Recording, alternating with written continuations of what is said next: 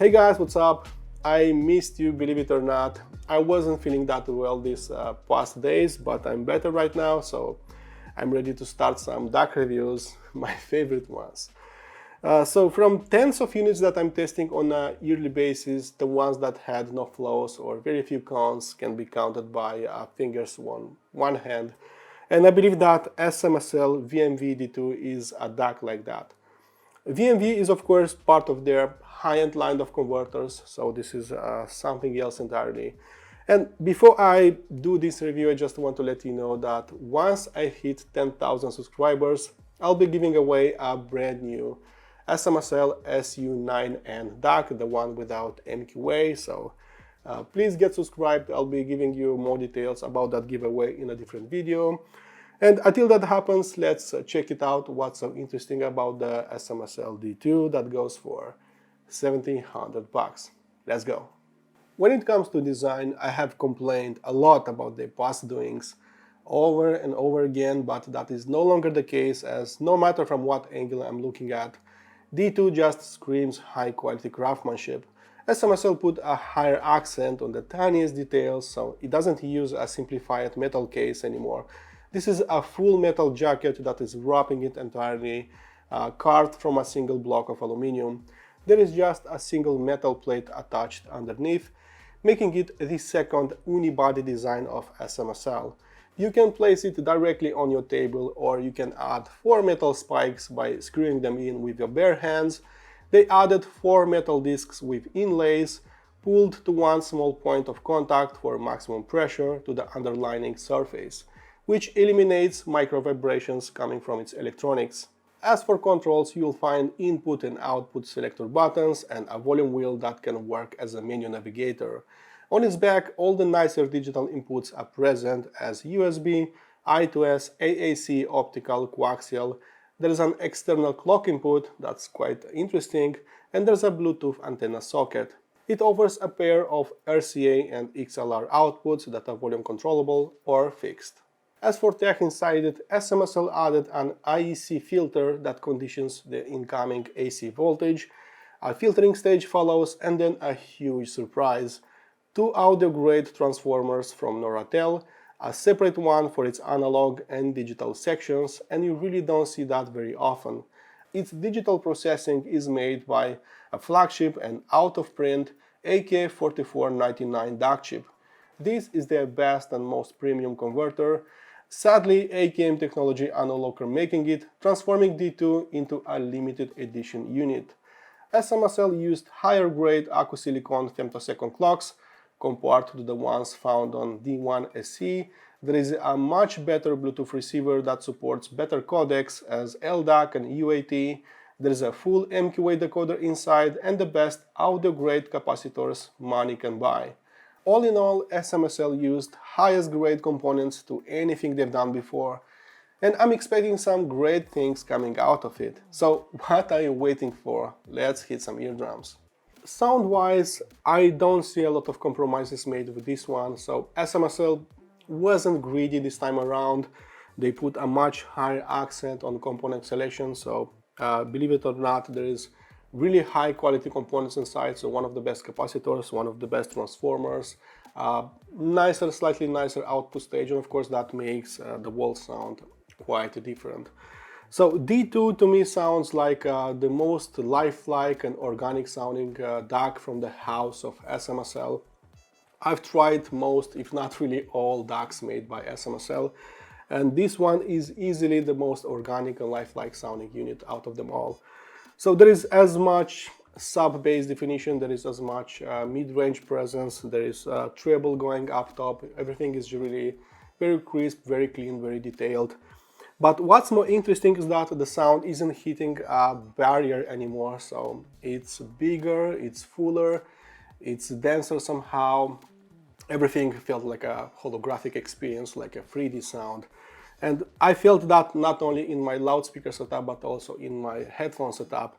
And really not a lot of Delta Sigma DACs are sounding so big. Maybe X26 Pro by Gustard, I'm pretty sure about that one, and this one are sounding big, but the rest are really so-so when it comes to Soundstage. There is slightly more energy in the mid-range, there is slightly more weight, everything felt more real in a way, like I'm listening to real music in a live concert, not like a representation of that music that was made in the past. It's a little weird saying that, but it really sounds like real music. So if you like your music a little bit more organic, a little bit heavier, if you dislike linearity, if you dislike a clinical sound, I believe that VMV D2 has that, and it does that pretty easily, and it does that with everything. I'm into all kinds of music, including aggressive music like rock and metal, and sometimes with some particular setups, with some particular amplifiers like Benchmark HPA4, maybe with Hyperman Susvara, maybe with others, I can get a little bit of listening fatigue. Maybe sometimes a few things can sound a little boring, but that wasn't happening when D2 was converting all those files. I didn't feel unnatural treble peaks or just some over sharpness or just some plain bright trebles. That wasn't really happening with D2, and I could easily listen to treble intensive music, to aggressive music all day long with any particular headphone, including with bright ones, including with bright setups, bright amplifiers, or with linear amplifiers. And that wouldn't be a problem with D2 because it makes, like, it rounds my music, it adds a layer of smoothness, something that isn't really happening with a lot of Delta Sigma converters. Actually, it reminds me a little bit about technical sounding R2R converters that are sounding clean, but also quite musical, quite defined, quite smoother, warmer, in that direction. So D2 is going actually in that direction. It really reminds me a lot about the musician Draco, musician Aquarius, so it goes into that direction. I find it exactly as detailed and as transparent as my Matrix Audio Element X, so it goes pretty much into the same direction also with Gustard X26 Pro, but I find it slightly more engaging, slightly more fun in the long run. So my actual setup that I'm using with D2, I believe that is squeezing the last drop of performance out of it, and I find it technical but also quite fun, like again, like listening to a technical sounding R2R ladder DAC. That was very obvious from the start. So D2, in my opinion, has it all. So it has a very impressive set of technicalities, so detailed retrieval, speed, impact. It has a pretty wide and pretty deep soundstage, all while sounding quite fun, quite engaging, something that you don't really get nowadays from Delta Sigma converters. And that is what makes it stand out from a big crowd of converters that I tried this year. Then I decided using it in my loudspeaker setup that you can see behind me. And overall, I really liked how it performed in my loudspeaker setup without the need of a dedicated preamplifier like Topic Pre-90 or Benchmark HPA4 in between it and my power amplifiers. And while it really doesn't have any line amplifier circuits inside, it doesn't have a fancy volume control, analog relays, or maybe a digital volume control. It's slightly higher voltage output of 5.2 volts, and its lower resistance via RCA and XLR outputs worked more like a passive preamplifier, so tightly controlling the drivers of my loudspeakers while sounding speedy and quite dynamic. When I moved into my living room, its sound staging capabilities that stretched wide open in my headphone setup actually moved over in here. So everything felt slightly bigger compared to usual entry to mid-level converters.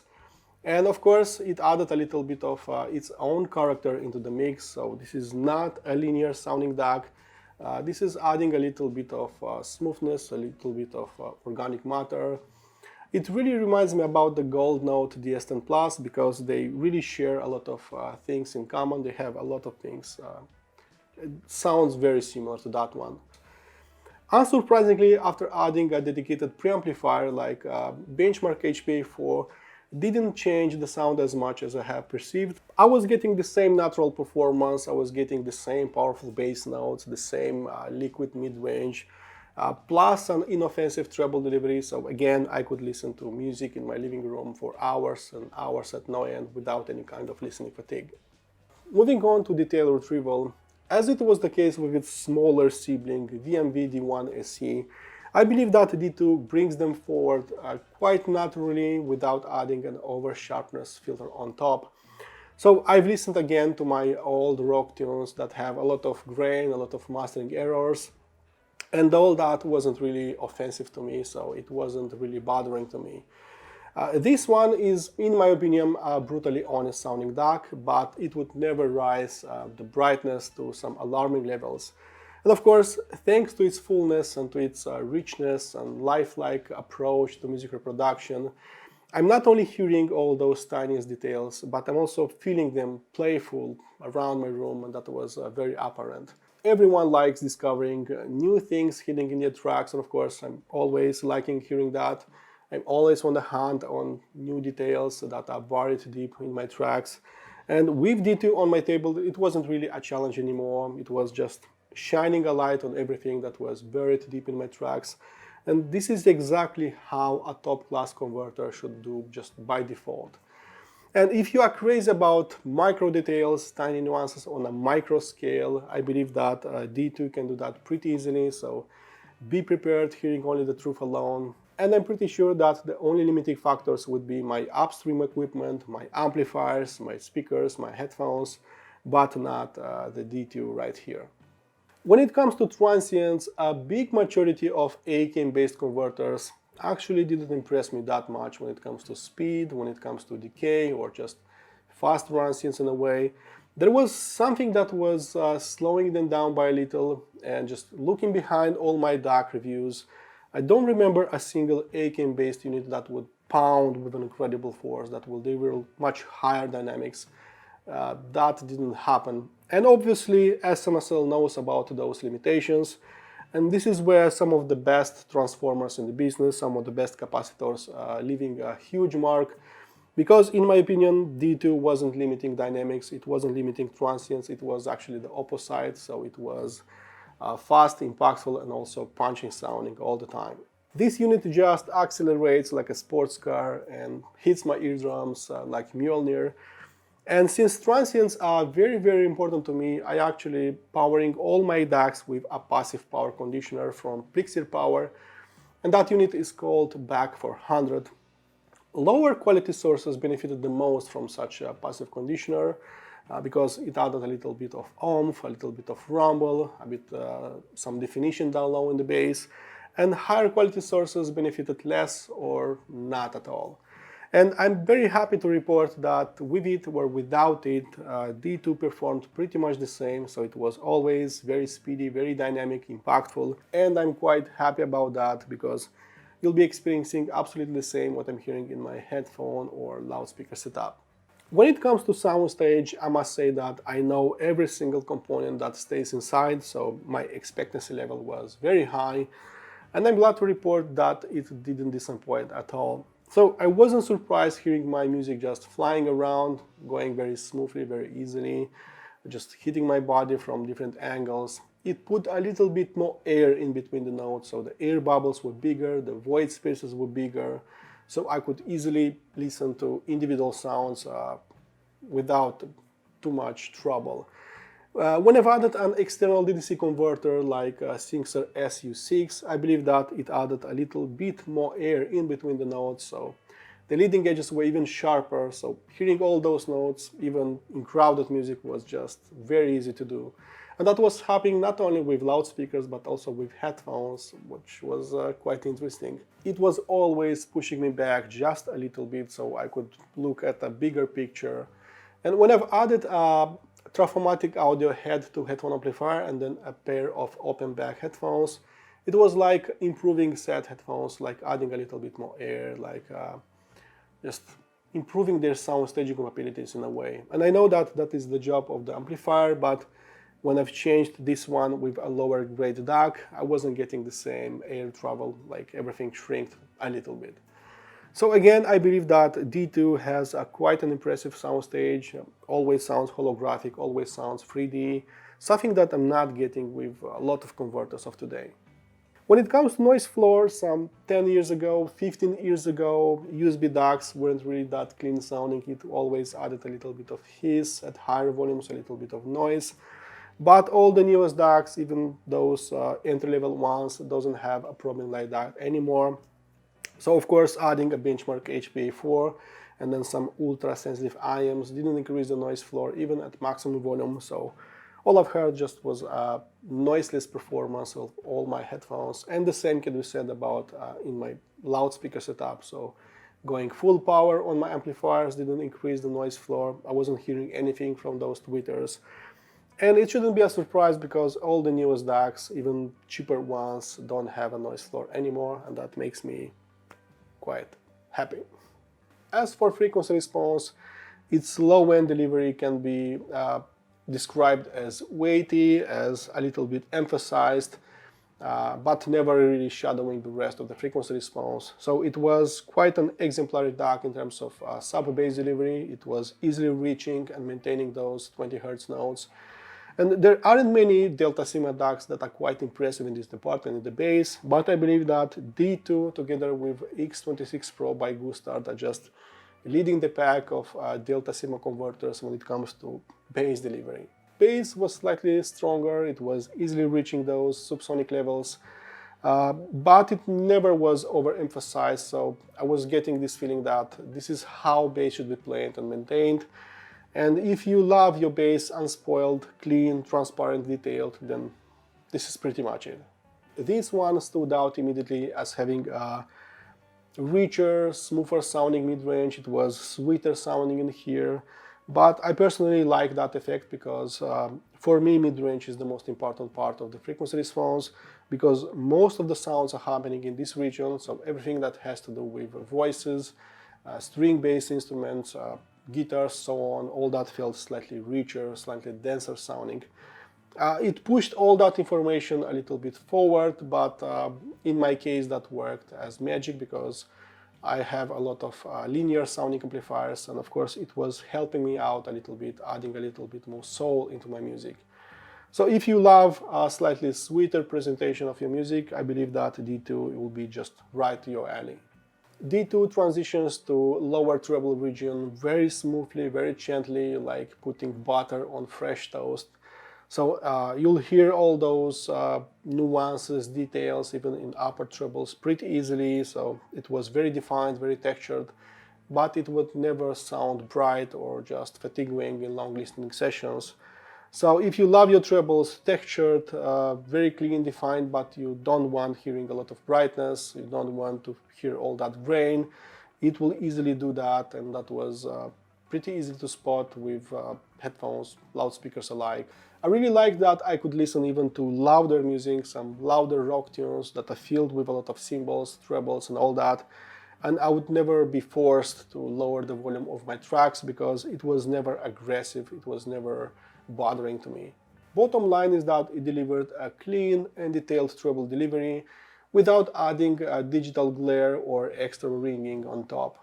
I've also compared it with its smaller sibling VMV D1se. For that, please check out my written review that I'll put below, or you can click somewhere around here on this button. It's on chapter 9 and it's one click away.